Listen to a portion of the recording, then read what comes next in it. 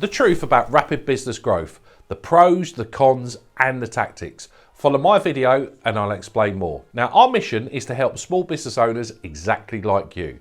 So please click the bell to subscribe, so that way you'll be notified every time we produce our best pieces of content, and more so we can help other business owners too. Are you thinking about accelerating your business growth?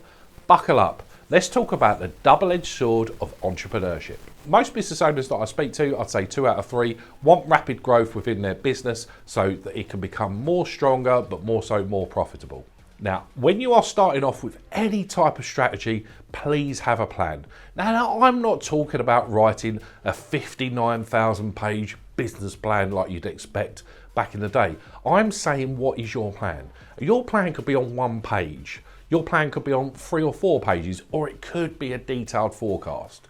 But without, you are only going to get rapid business growth successfully if you have some form of plan.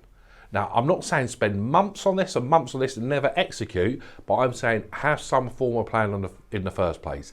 And this means that it's not just in your head, it's written down and it's documented. Yes, it can be on 1 page. Because what you want to be doing with rapid business growth is referring back to what your plan is in the first place.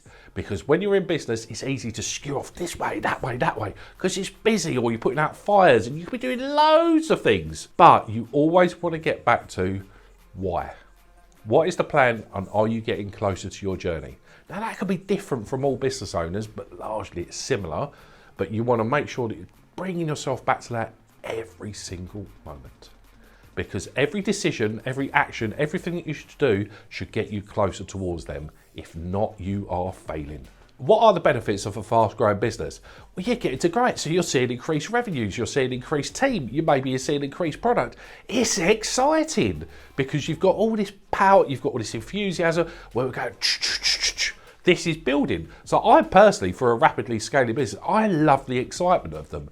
I love the buzz, I love the enthusiasm, everything that goes into building that. And ultimately, you're looking to build revenues by more than you increasing costs, which would then lead to profit. And when you're scaling a business, the revenue bit is key. But that can easily be broken down into 2 areas. How much are you invoicing people as average transaction, and how often are you invoicing each customer? Now, I get it's not a straight algorithm and everyone's the same, and you had the benefit, Michael, of running your accountancy business where you get standardised income. Yeah, it is. But again, income is driven by 2 things. How much and how often you bill people. That's it. So once you understand them key metrics, you can then grow your business further. So what are them metrics with your business currently now, and what are you looking to get them to? The cons of rapid business growth are it can be quite stressful. Instead of poodling along doing what you've always done because it's comfortable and it's easy, you've got a load of new stuff that's gone on your plate. You're going to have new challenges. You're bringing on new team members. Do they fit in with your company's values? Are they following? Are they getting you to are they doing exactly what you wanted them to do? So all of this, you could end up putting out loads of fires, because when you're building things and it's new, it needs tweaking, it needs maintenance, it needs enhancing, it needs building. So while the benefits of business growth it's exciting, it can easily be stressful too. To grow a business takes investment. Now, you can go and get that investment outside from a loan or growth or private equity, anywhere, or you can do it with profits that you've reinvested, which is commonly referred to as being bootstrapped. There is not one right or wrong answer. It just needs to agree with a plan. Now, as you're growing a business, you tend to find that the business gets paid last. So you've got cash that's going out the door for investing in new team, equipment, product, but also your money is going to be tied up in the working capital cycle. And how much extra do you need to basically fund that growth? So it's really important to have your plan, and it's really important to have an initial forecast to see where are the gaps coming with this growth. How much extra capital are you going to need? Or are you just going to completely wing it in the dark? So what you need to make sure that you have a real tight handle on is there is nothing more important than profit. Profit is the numero uno.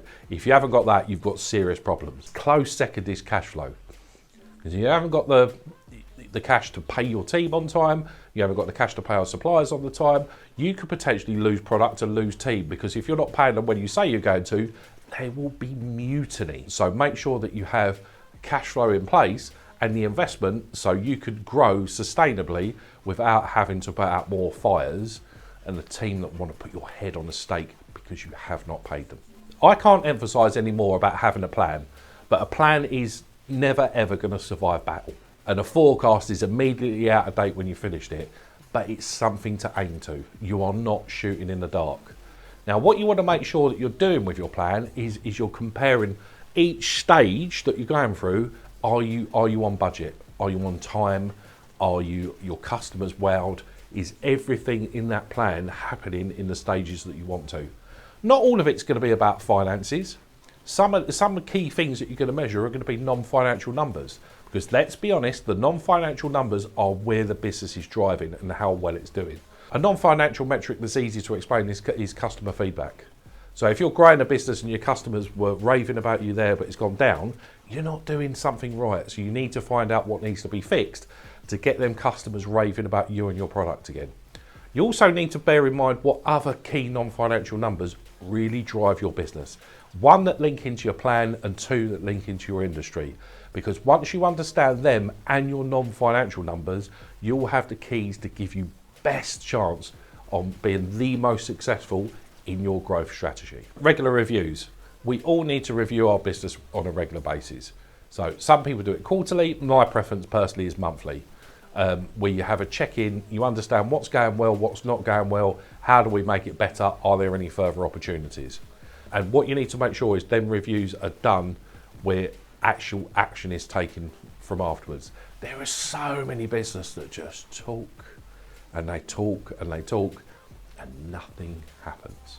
Now, what is also a great move for your business as well is to have someone outside on a NED basis that will come in and give advice, but also challenge you as a business owner as well. We do this for loads of our clients. I'm not saying use us, but sometimes it's really powerful getting an industry expert or someone outside that will challenge you and also support you to help make your business better. Now, I hope this video's helped, but if there's any questions that you've got, click a link, our calendar link below. That'll allow you to book a call with one of our team. We'll take on board any questions that you've got, and I promise there'll be no pushy sales pitch. Now, small business owners think that they're overpaying in tax. So we've got a book that's called 74 Ways to Pay Less Tax. Click the link below. How many of the 74 are you doing now? And if you're not doing all of them, how many more you could do in the future, and what will be the tax haven for you and your business? Download it today.